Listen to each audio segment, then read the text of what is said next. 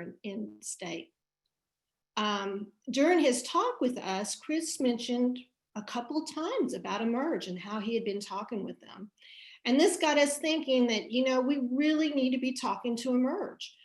We need to be working together as a community. And the other thing that Chris mentioned a couple of times that really stuck with us is that every day is election day in Alabama. So we met with AEmerge Alabama's founding director, Stacey Probst, and she was very excited to work with us too. So in a nutshell, AEmerge finds and trains female candidates, and Persistence PAC helps to fund their campaigns. So tonight, before we bring out our speakers, here's just a few general housekeeping for our program. If you are having technical difficulties, try closing out all of your other tabs. If you continue having problems, you can contact our tech support via phone at 256-384-5543. We will be allowing 10 to 15 minutes at the end of our program tonight for you to ask any questions that you might have of our speakers. We want to do this so that you ask the question. So if you will notice in the bottom screen, there's a Q&A. Please put your Q&A, any questions you have in there. And at the end, after the speakers talk, you'll be asked to unmute yourself and you get to ask your question, okay?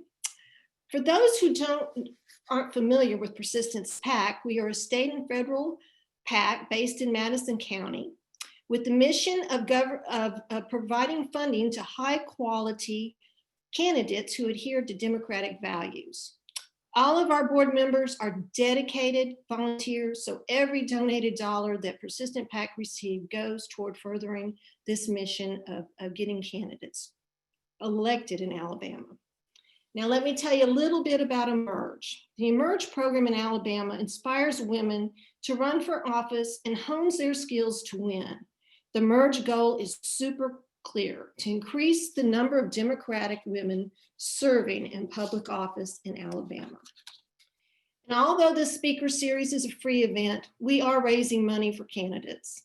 We strongly encourage you to donate tonight to help Democrats in Alabama. Your donation can make an impact on the upcoming election. There will be a donation link pinned to the top of the chat box. Any and all donations are greatly appreciated. Now to introduce our moderator for tonight. Dr. Stacey Probst is the founding director of AEmerge Alabama. Her professional experience includes government relations, nonprofit executive management, higher education, career development, and biomedical research. Stacey graduated from the University of Alabama, and she earned her doctorate in physiology and biophysics from the University of Alabama at Birmingham. Her research areas focused on cancer and lung inflammation. She is a 2020 recipient of UAB's Nevertheless, She Persisted Outstanding Women's Award. Stacey, I'm so glad to be working with you, and looking forward to hearing from you and the moderators tonight. Thank you, Pam, and welcome everybody. Today is National Voter Registration Day. Did anybody notice that? We're going to be talking today about all the women involved in this event are obviously interested in making sure we have as many Democratic voters as possible. It is a unique year in the sense that we have the opportunity to vote early and vote in person at our local county courthouses. So we're going to talk a little bit more about that. But I want to get straight into our, to go straight to our first speaker, which is Senator Vivian Figures. And considering AEmerge Alabama's mission, I would clone her today if I could figure out how. So science is not quite there. But we want to, our goal is to put as many Vivian Figures into office as possible, especially in the state legislature, which is where all the power resides in Alabama. There's still only 15% women in the state legislature, which is abominable, and we must fix that in 2022. So Senator Figures, over to you. Thank you so much, Mrs. Prost. It is such a delight for me to be here with you ladies this evening. And not sure if we have any gentlemen on this call, on this Zoom meeting or not, but it is such a delight and such a blessing to be here with you. First of all, I want to say thank you to AEmerge Alabama for all of the work that you're doing in getting people to run and training them to run, because it's more than a notion of when you get into it. And also for Persistence PAC, realizing that it does take money to get women elected, which we seem to really have a problem with. So I want to thank you two first, and always know, both of you, I'm here for however I can be of service to you. I want to talk about why this election is such an important, this may be the most important election we've ever voted in our lifetimes. And it's important, number one, because of who the president is. And I don't even call him president and his last name. I say, if I have to do that, I say President Chump. Sorry, ladies, but I'm sorry. I'm just going to be honest. So to sit back and see how he has led, or at least to have seen the lack of leadership that he's brought to this country, that should be enough to make people want to go and vote, if nothing else. But of course, we are now mourning the loss of our dearly beloved Associate Justice Ruth Bader Ginsburg. And as you know, so many monumental things that have just changed the trajectory of this country, it happens on that Supreme Court. And she has been a fighter for so many of those issues. And we are truly, truly going to miss her. And we know that her wish was that they would at least wait until the new president was elected before appointing someone in the space that she held. Of course, as we know, when President Barack Obama was in office back in 2016 and an opening became available, and although that was months before the election, they would not have it. So of course they are have already planned, they're planning, they have 4 nominees that they're looking at, potential nominees, to try to push this through. And we cannot let that happen. We have to do everything we possibly can to make sure we get everybody out to vote. We need to get them registered to vote. If they are afraid of COVID because we're in the midst of a pandemic, we need to plan ahead and make sure that they will apply for their absentee ballot so that they can get them in time and return them in time. We need to let everybody know that they can vote now until election day in person by absentee ballot, but they can actually go to the courthouse or their election center in their particular county and make sure you cast that vote. Not only do we want to change presidents, we need to keep U.S. Senator Doug Jones. Right now, we have a Republican senator in Dick Shelby, as well as the Democratic senator in Doug Jones, and we must keep him. There is no way we can lose Senator Jones in that position. You know, I also said that it shouldn't be that we have to fight and work so hard to get people to the polls and vote, that we have to always start this campaign that we call the GOTV campaign, get out the vote campaign, every time there is an election. We need to work it so that people are excited and they are asking, when is the next election? Because, you know, after this important election, we have another one coming up in 2 years in 2022. And that's what we call that interim election. Whereas we want to make sure, of course, now in the US Senate, the Republicans have a small margin of a majority. But I am so praying that we will break that open after November 3rd, that the Democrats will gain that majority. However, we have to make sure we keep it that way every 2 years, every 2 years. Most people put a lot of time and energy into the presidential election year. But those next 2 years, as you know, that's how President Obama lost that majority of Democrats, the 2 years in 2010, when the Republicans basically took over across the country, even here in the state of Alabama, is when the Democrats lost control of the Alabama legislature. So we must keep it going. You know, my feeling is that so many people have lost hope.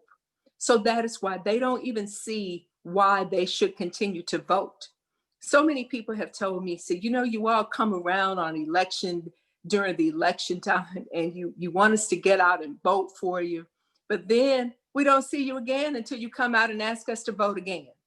We've got to get out there and stay in our communities and engage our people, educate our people, making sure they know how the dots connect and understand why it's important for them to vote and how the people they elect to these positions affect their daily lives. We must do that because some of them feel that there is no change regardless of them voting or not, or regardless of who's in office or not. So we must do a better job. So just as we've heard someone say that election day is every day, well, every day should be a campaign day where we are engaging with our citizens to make sure that they are going that they know the importance of voting. Also in 2022, the entire Alabama legislature will come up for re-election. All 35 senators and all 105 House members, all of our constitutional officers, from the governor to the lieutenant governor, to the secretary of state, to the attorney general, everybody. So we got to stay engaged and make sure that we turn those numbers out. Because I truly believe if we turn the numbers out big, they are going to vote for the right people to be in this office. And we need more people in these offices who truly have a heart for the people and who truly have the courage to do the right thing. God bless each of you. Thank you so much, Senator Figures. Once again, I would clone you if I could. But legitimately, I think what Senator Figures said, which is we need to be campaigning and reaching out and getting out the vote 365 days a year. And if we start to do that, we can really make a change in 2022. And AEmerge Alabama, Persistence PAC, the other Democratic organizations, the Alabama Democratic Party, are building toward 2022. This year is critical as well. And I want to draw your attention now and introduce a newcomer who, she's not a newcomer to everybody in Madison County, but she is to us. And she won, she is the county commissioner-elect in Madison County. Her name is Violet Edwards. And Violet is a fantastic story about how you can get elected if the right elements come together and you do the work to get elected. So I'm gonna let her tell you all about that. Violet? Thank you so much, Ms. Prost.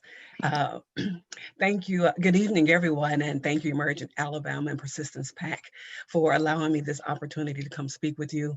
And Senator Figures is a bad woman. If nobody has told you that today, let me be sure to throw that in.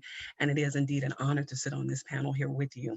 So again, my name is Violet Edwards. I'm Commissioner-elect here in Madison County, Alabama, and I will represent the people of District 6. And I'll tell you a little bit about my story, about my history. So my first presidential election was, I got to vote for Bill Clinton, and he was the cool candidate that played the saxophone on our Senior Hall show. And I was so proud of myself. The next presidential election, I went to bed thinking that I had cast the winning vote for Al Gore. And I woke up the next morning and found out that I was wrong. But at that time, I was still in my 20s. And though that got my attention, it still didn't spark enough for me to really engage. I was asked to vote. I voted. That's what was expected of me. And I thought that I'd done my part. Well, the next go around, I got to cast my vote for Barack Obama. And I even sprinkled in a few dollars to help him win. And that was just because he emailed me personally and asked me for a donation. Of course I did. And I put in that winning vote and he won and I went to bed victorious.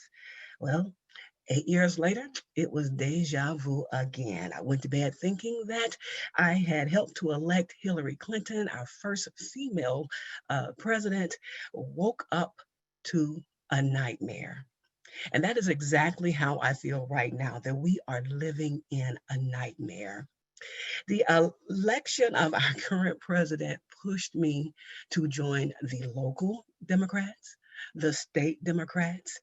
And I had no idea what work was to be done. I just knew that what I personally was doing, it was not working. I needed to be more engaged, and I wanted to get more into my community, figure out how I could just be out there and do more. Well, then let's fast forward to 2017, 2018. Me feeling like I just had two presidential elections snatched from me while I slept. The first time I voted, the second time I voted and donated. And then I heard that Doug Jones was running for office. And I knew then it was time to get off that sofa and to spring into action. And it was the first time that I had really gotten out and canvassed. I had a yard sign in my yard, and I joined just a coalition here in Huntsville and in Madison County, and women all across this great state. And we fought and we made sure that we put Senator Jones into office. Now, if you are on this call, I am 100% sure that you are going to vote. You're already showing your dedication. All of us, we are here, it's late, it's Zooming, and we're here to encourage each other. So I know that you're going to vote. But if all you plan to do is vote, if all you plan to do is put on that sticker and then get on Facebook and say, hey, I voted, hear me when I say this. This time, that is simply not enough. That worked for us in 2008 with Obama, and it worked with us in 2018 with Doug Jones. But this is 2020. And if you haven't noticed, there's nothing normal about 2020. We have to pull in an entirely new playbook. And this playbook calls for all of us, everyone on this call, to be fully engaged. Now, you came here tonight to hear how we can engage, and it starts by having high expectations of each other. Our state is at risk, our democracy at risk, our lives are at risk, our civil liberties are at stake right now, our Supreme Court is at stake. And I expect you listening, I expect you to get up and let's move.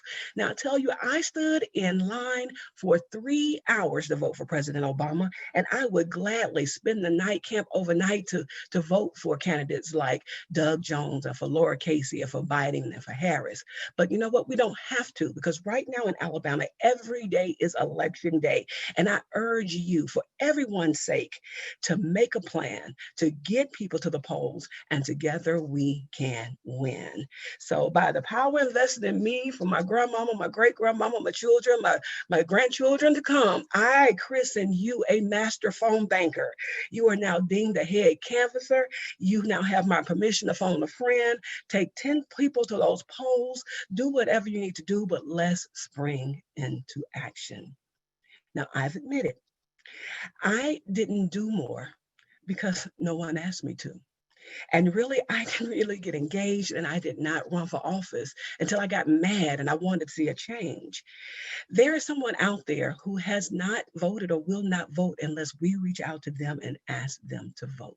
We have to do that. Go through your phone, hold conversations in your neighborhoods, get people to the polls, and vote early. Because remember, right now, we are a ruthless people, and we have to act accordingly.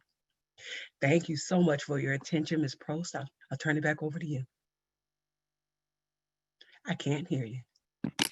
All right. Still can't hear you. Can't hear you. I was moved, and now I know how you got elected. Sorry, I hit that button twice accidentally. Thank you so much, Violet. That was tremendous. And we're going to turn quickly. I'm getting a little worried about time, so we're going to turn quickly to Cara McClure, who is the regional political director at the Alabama Democratic Party, which is now, to many of our efforts, as a result of many of our efforts, is now starting to get up and running. And it's very exciting to have a Democratic infrastructure beginning to bloom. Cara is a graduate of the inaugural class of AEmerge Alabama. And she ran for statewide office, Public Service Commission in 2018. So thank you so much, Cara, for being with us, and over to you about getting out the vote. Thank you so much, Stacy. I'm so excited and fired up to be here with such phenomenal women. I'm a product of AEmerge Alabama, that first class that graduated in 2018. And I'm very grateful and thankful to Persistence PAC, who supported my candidacy. The first thing I want to say is that every day is election day in Alabama. I was taught that success is what you attract by the people you become. And as Democrats, we have become through hardship, if you paid attention to the stories. But it's not what happens to you that matters, but how you respond to what happens to you. And we have responded with such grace. We responded by organizing and standing the fight. And so I have to give so much credit to our county chairs, our loyal county chairs who've been there for us, and everybody who stayed in the game. But we are working so hard to talk to every Democrat across the state. I was so excited on September 9th when absentee in-person voting started. The Alabama Democratic Party had teams of folks in our county chairs on guard at every courthouse across the state at 9:00 a.m., making sure that the courthouses were open and that people were able to vote. We were organized in just that fashion, that we're becoming so much more that we had that available.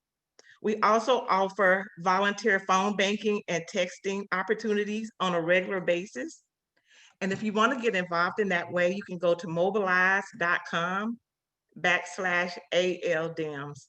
That's mobilize.com/ALDEMS.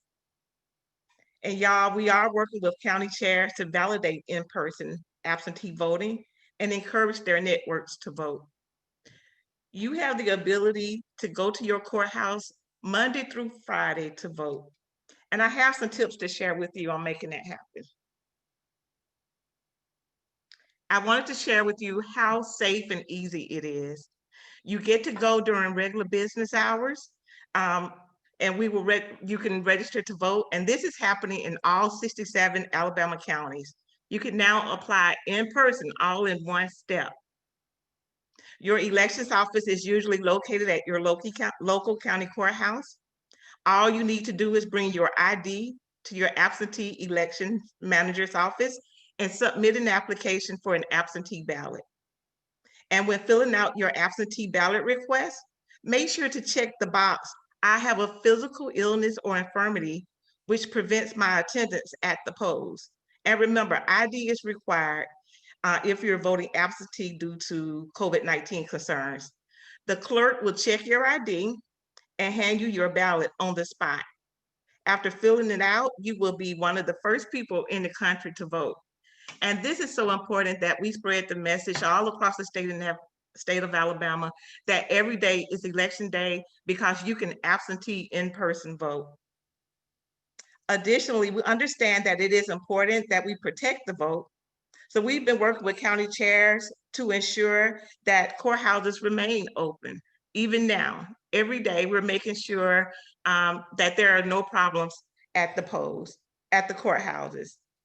We are also working with groups in the community, like Project Say Something and other community leaders to promote Vote With Me days to encourage in-person absentee voting. And you all will hear more about that on our website.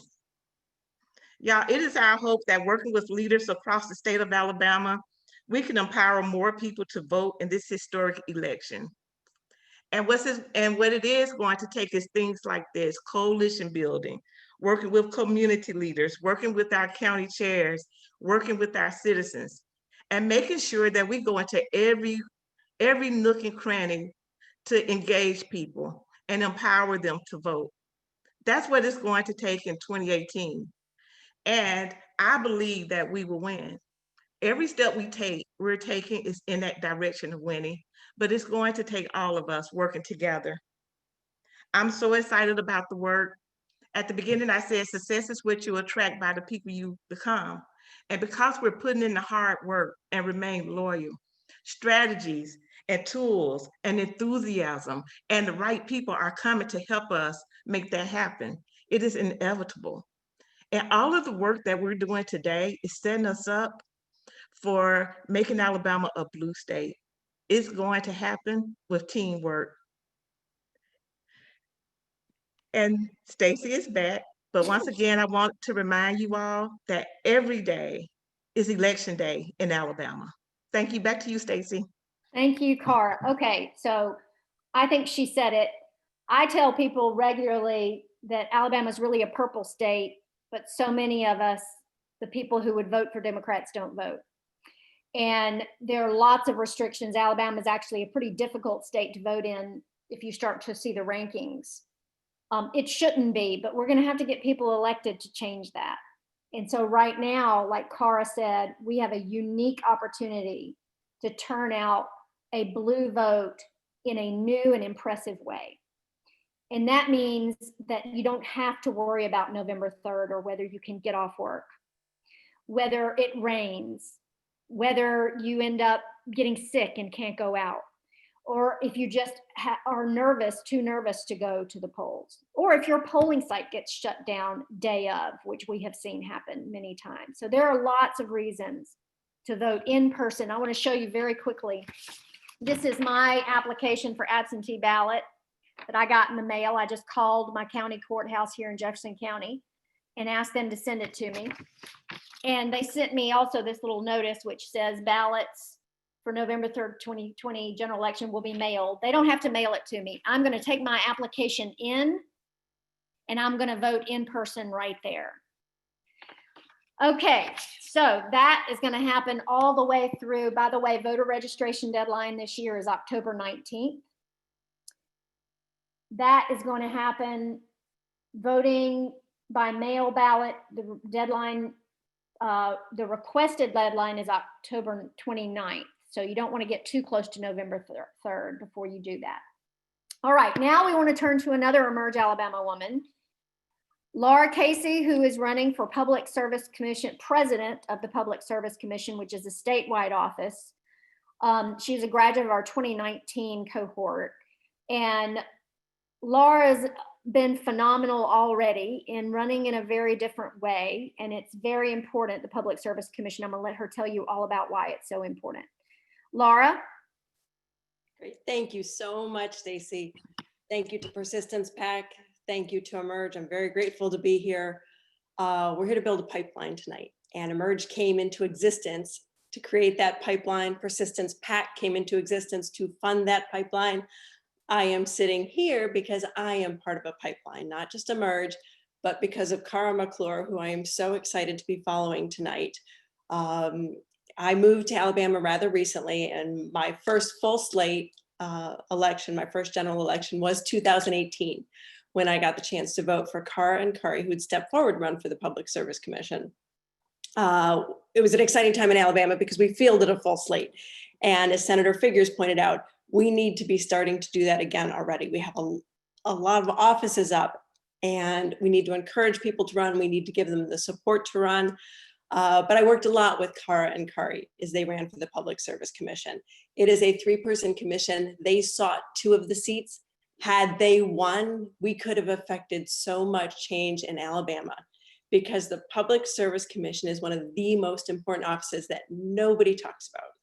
So I'm here to ask for your money tonight for Persistence PAC and AEmerge, but for myself and future candidates, I'm here to ask for a far stronger currency, and that's your minds. We talk about why we can't get people to vote. We say they just, they're uneducated, they maybe don't know. What I found with working with Cara and Kari is that we don't know, because so much of what is happening in our state doesn't make the news, or we live in a world of constant news and assume that if it's important, it will cross in front of us. So what's the news? What do you need to know? I am running for the president of the Public Service Commission. The Public Service Commission approves virtually every penny that Alabama Power collects. Alabama Power is the largest, or one of the largest companies in Alabama. They collect $6 billion a year. They're not playing for peanuts. $5 billion of that is expenses that we never get to see. $1 billion of that is profit. It's not an accident. Alabama Power doesn't wake up each morning and go, wonder how much profit we're going to get this year. The Public Service Commission sets our rates to give them that profit. Our rates are set as a return on equity. The PSC values all their plants, throws 13% on it, and that's our rates. We in Alabama pay the highest power bills because Alabama Power gets the highest rates, and that's been done by a secret formula for the last 40 years. So I talked to Democratic groups, and almost always their jaws hit the floor. And I can tell you this now because Cara and Kari hit the campaign trail 2 years ago to tell people. We still can't get that message out. And that's just simple facts. It's simple math, it's simple facts.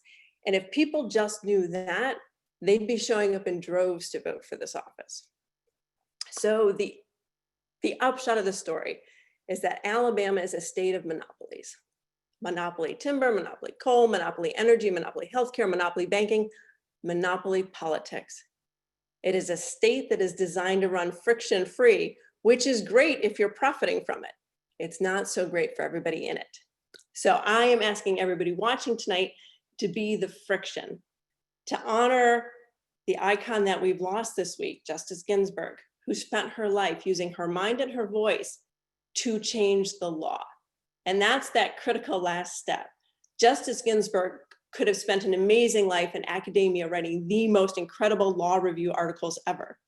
But she took it a step further, and she went to court and she became a justice and she used the law. That will be incumbent on us. So again, thank you to everybody tonight for having me. I'm excited to be part of this pipeline. I am excited to continue to build the pipeline. So when we come up with this exciting slate for our whole state in 2022, we're there with the facts and the groundwork and that 365-day-a-year ground game to get them elected by telling people in Alabama the truth. Thank you so much, Laura. That's amazing. Okay, so a couple of items I want to mention before we dig into questions, because we have gotten through all 4 speakers very quickly, which everybody stayed on. Stacey, this is Vivian. May I just interrupt? Yeah. I want to ask for forgiveness from Laura. I did charge it to my head and not my heart that I did not mention you as one of those reasons that we got to get you elected. So please forgive me. Not necessary. You know you have my support. Okay. Thank you, Stacey. Thank you. No, y'all are so gracious. Listen, I think one of the most powerful things that AEmerge Alabama and Persistence PAC and Democratic organizations on the ground here are doing is networking women in particular together. And it's a powerful movement that in my opinion got Doug Jones elected in 2017, and we need to mobilize that for ourselves. A good example, you have 2 AEmerge Alabama women right here. We have women immersed in all sorts of leadership positions across the state. Felicia Stewart, who many of you know who she is, and she's on this call today, is deputy director at the Doug Jones campaign. We have 2 other AEmerge women working in finance and digital marketing or the digital aspect of their campaign. And we have a woman, Marsha Johnson in Montgomery, who ran for Montgomery City Council and really, in my opinion, won that race. We won't get into that right now, but she ran against a 4-term incumbent and there had to be a recount. It was only a 6-vote win by that incumbent. And she's now the campaign manager for Phyllis Harvey Hall, who is running for the 2nd Congressional District. So very exciting. Okay, we are going to jump right into questions. And the first question is going to be from Cindy Branham. I am going to turn you on live. I think I'm supposed to do that. On. Cindy? Yeah, can you hear me? Yes, we can. Go ahead. It is for Violet. Violet, you're a commissioner-elect, but I suspect you've continued to attend the commission meetings and trying to figure out how things go there. And you'll be joining an all-male club there. How are you being received by the current commission as you try to develop working relationships with them? Thank you for the question, Ms. Branham. I think that it is going to be good. So for those who are listening that don't know our situation here in Madison County, I am the only female, the only African-American, the only Democrat, and I'm the youngest. So just a little different from my counterparts. But I have a feeling it's going to be wonderful. We definitely have more in common than we don't. I think we're going to agree on more than we disagree on. And right now, I'm just making phone calls and just trying to sit down with everybody individually. And of course, with the media, anything we don't agree on, we'll see it at 5 o'clock on the news. But I think that it's going to be great. Thank you, Violet. Okay.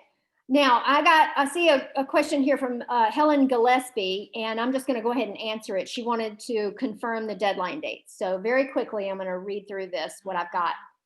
We have September 9th to October 9th is in-person absentee voting dates. October 19th is voter registration deadline. So in order to vote, you have to register to vote, and the deadline for that is October 19th. The October 20th is a recommended deadline to send back mail ballots, but you can do it in person all the way through November 2nd. Okay, and November 3rd obviously is the general election. So if you haven't voted by then, and Cara, did I mess up anything? I just wanted to make sure it was clear that people can absentee in-person vote all the way up to October 29th. Yep. Okay. Thank you. And the registration deadline to vote is October 19th. Right. Okay. Perfect. Is that not, I thought that's what I said. Okay. The dates get confusing, but don't be confused. Just register and go vote in October. Okay. Now we have another question for Laura Casey, and this is Ann Lowing. Ann? Right here, can you hear me? Yes, we can. Go ahead. Great. Yeah, Laura, I'm so into all the monopolies in Alabama, and they are everywhere, and it drives me crazy.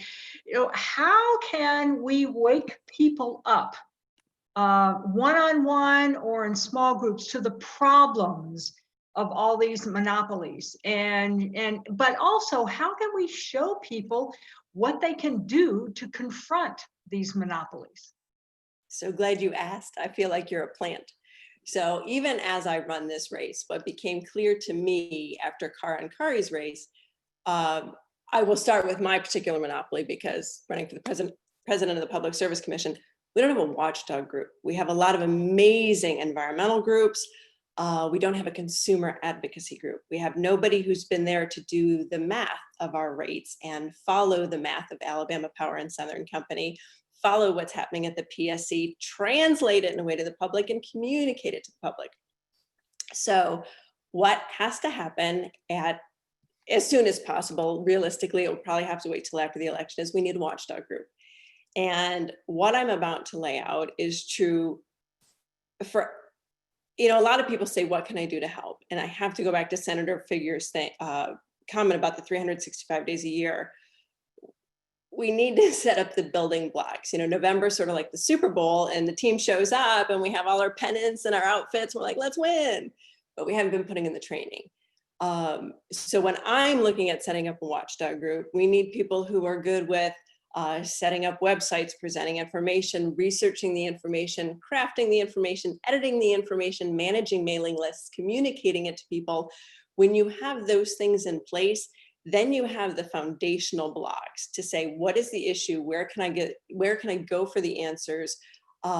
Including volunteers, where can they go to then say, how do I write a letter to my editor? How do I write a letter for a piece for my local progressive newsletter?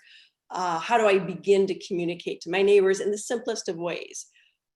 So information is the only way to fight the monopolies. And I would say that's true no matter what angle you're coming from. I come from energy. Education is funded by property taxes. In Alabama, most of the land is owned by fossil fuel extractors, and they have a vested interest in keeping those property taxes low. So there's always an angle to come at it, or to wake people up. We have these coal ash pits that line our waterways that shockingly few people know about. We do already have watchdog groups for those. Follow them, learn about them, research them, amplify them. So it's about talking in whatever circles whatever works for you, whether you're social media, or whether you're a verbal person, whether you're a writer and can write letters, but it starts with the research and it has to culminate with something coming out of our mouths to other people, because Democratic groups invite us to talk, but I guarantee you red politicians are not going in front of their groups telling everybody how they're robbing them blind. So it's going to be on us. Thank you for the question. All right. So now thank you, Laura. This is a question for each one of the speakers. So I'm gonna throw it out to Terica to ask. Her name is Terica Shaw. She's an AEmerge Alabama graduate as well, ran for a judgeship this past year. So Terica. Hi, thank you, Dr. Prost, for allowing me to ask my question. I have a question for each candidate. I know Laura Casey talked about the pipeline. What advice would you give to women in Alabama that are considering running for office? Let's start with Vivian, with Senator Figures. Vivian. Okay, need to just get myself off mute. Okay, first of all, what I would say is anybody who's interested in running, I think you should start working in other people's campaigns as well. I would also say get involved in your community. Find out what the problems are. Get on boards where you can serve. I always say the best candidates are the ones who have been working in the community on issues, and they've been there because they have a heart for the community, they have a heart for people, and by them being out there, other people get to know them and they can vouch for them. And I shall never, and then after that, I would say, find someone who already is in office, someone that you respect, somebody that you say, oh, okay, well, I like the way they carry themselves, the way they do their politics, or the way they serve, and develop a relationship with them, and then learn all you can from them. And I would say it doesn't just have to be a female. I have both male and female mentors, because I'm going to tell you, and it's also you learn by observing of the right way to do things. You also learn by observing of the wrong way to do things, so you don't do things that way. But there is so much you can learn from these men, because I guarantee you it is still a boys' world. When I got to the Senate, women weren't allowed to wear pants, if you ladies can believe that, in 1997. And I immediately changed that law. The first day I wore a navy blue pinstripe pantsuit to the Senate. So that would be my advice to you, is to start there. Get in the community, try to get on boards, get involved, know what your issues are. Also, find what office really fits you, where you can really, really serve and give of yourself, where you can have that passion to do what is required in that office. Don't be one, and if you don't win the first time, don't just run for something just because it comes open, because people will you would develop a reputation that you're running just to be elected. Thank you, Vivian, so much. Greatly appreciated. Violet, do you have anything to add to all that sage advice from Senator Figures? Senator Figures said it all. She hit the nail dead on the head. I will admit, when I began my campaign, most of the community knew me as an advocate for causes, not necessarily as an activist.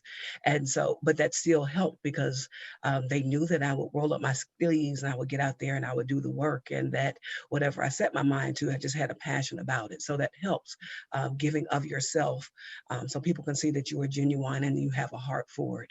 And absolutely do your research. There are so many offices that we don't research and we don't go for, because some of the bigger offices, or the ones that we hear about, those are the ones that have 5 people running for it. But I love what Laura said, what Ms. Casey said, is that there's some not so glamorous jobs, and they are so important. So everything that you see on the ballot now, I would just say research it, figure out where you fit in, and have a passion, because people will see through phony and fakeness, and then just go for it. And I want to add to Violet, because she and I have had some good conversations. Start early. Start early. Absolutely. And get your AEmerge Alabama training out of the way fast. so that you're ready to run. Yes, yes, yes, yes. You Plus. cannot That's plus. beat an incumbent and start, 3 weeks or 6 weeks out. You have to put in the work, definitely. Right, right. Thank you. Okay, Cara, do you want to add anything? I do. Thanks for asking, Stacey. I always say that the answer to most problems can be found closest to those most impacted. So being amongst the people and knowing the heart of the people and creating your story so that when you run, you can be authentic, your authentic self, but having a heart for the people and knowing what they want and just knowing who you are, because things can change really quick. So knowing who you are is really important, but being authentic and creating a story for yourself. But most of all, before I ran for office, I was on the front lines of the fight for 15. I was a part of the Poor People's Campaign. I was a part of fighting predatory lending. I was a part of the Black Lives Matter movement. I did those things because I didn't want to decide to run for office and then try to get to know folks and try to get to know issues. So when I ran, it was very real. Yeah. And so that's what I would say. Thank you so much, Cara. Brilliant. Okay, Laura, last word. Absolutely. It's always nice to hear Terica's voice. She is an AEmerge alum with me, and there's honestly nothing we could tell her that she couldn't tell us twice over. She's a brilliant woman. And I just want to add that during our course, I think it was Stacy came up with a wonderful tagline for her, Terica for America. So I just want to assure everybody on this phone call that one day you will be voting for Terica for America. I love it. Okay, thank you, Laura. All right, now let's go to Britt Blaylock. Britt, do you want to ask your question? Hi, everyone. Hey, Cara. So I am thrilled that the Democratic Party is hiring more staff members, and particularly thrilled that they hired you. And I just wanted to know if you could give us any inside info on sort of how they're setting y'all up for immediate impact and success. Thanks for asking that, Britt. I'm excited myself because when I ran for office, we didn't have staff. We didn't have a lot of the bells and whistles that we have now. And so I prophesied that while I was running, that I was going to come back and be what I didn't have. And so when I applied, I didn't think they were ready for a Cara McClure. But AEmerge helped me out so much with my training, with my personal and career development. I applied for it and I just laid it all out. But they're preparing us because they have all of the tools in place that we need. They have the right heart, and we're attracting the right people to the campaign. But the main thing is their heart for our county chairs and making sure no chair is left behind. And that was so important to me. I was so glad when I became the regional political director for Montgomery and the Black Belt counties, because I have a heart for that area.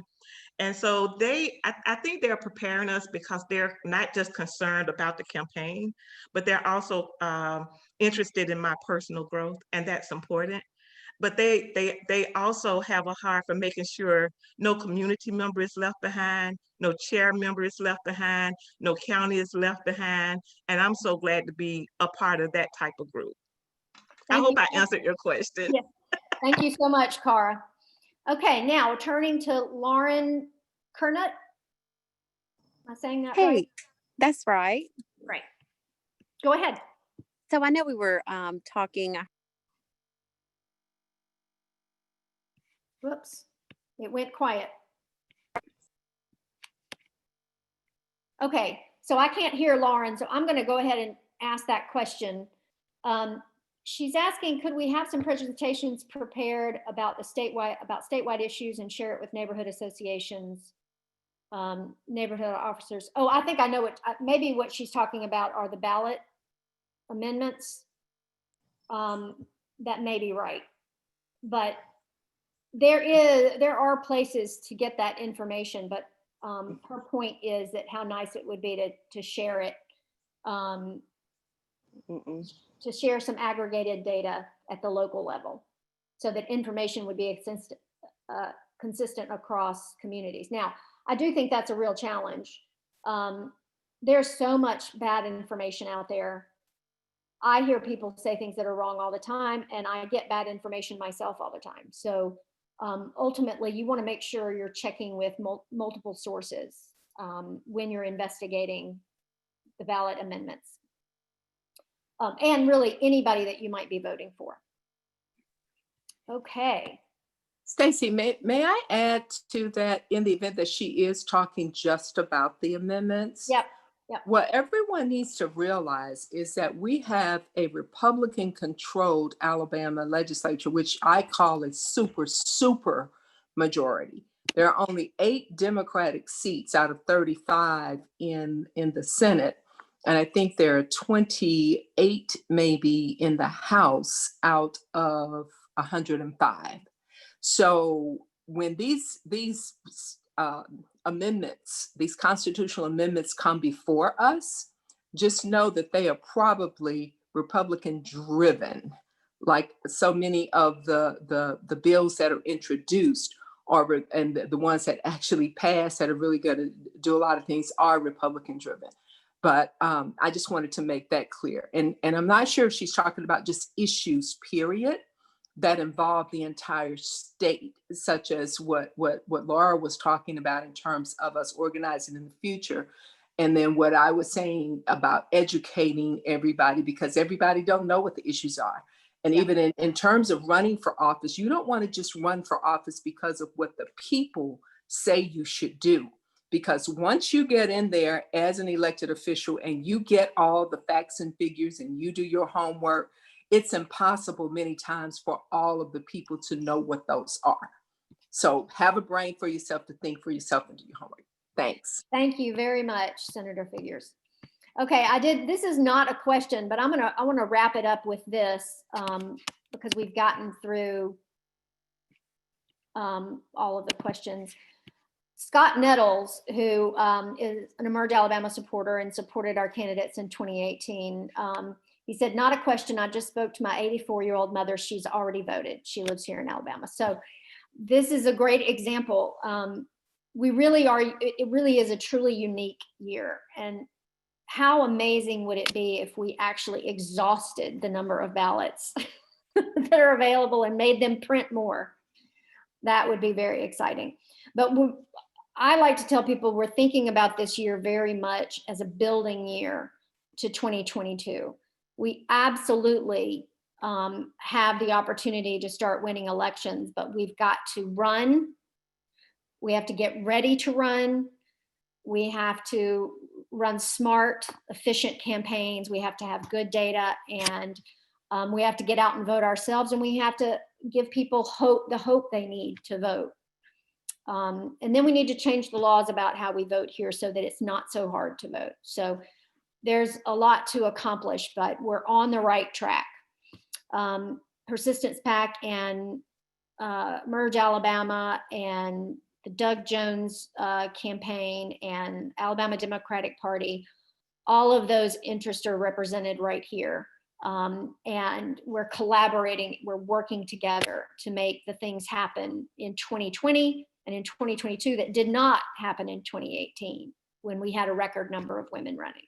So, okay, we are wrapping up 4 minutes early. I want to thank everyone so much for being with us. It means the world.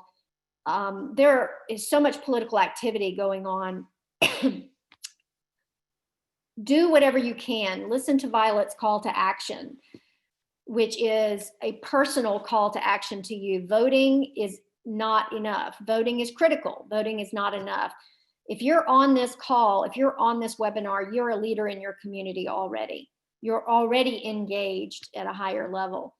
But we've got to get out there and really encourage our networks, our personal networks, our professional networks, friends, family, churches, colleagues, all the various people in your universe to get out and vote. So thank you very much to the Persistence PAC and to Jackie, who I want to call out, Jackie, who's behind the technology of this evening. And thank you to all of our speakers. Vivian and Cara and Laura and Violet and Pam Caruso from the Persistence PAC and Karen Core. Thank you all so much. And I hope you have a wonderful evening and vote. Vote as soon as you possibly can.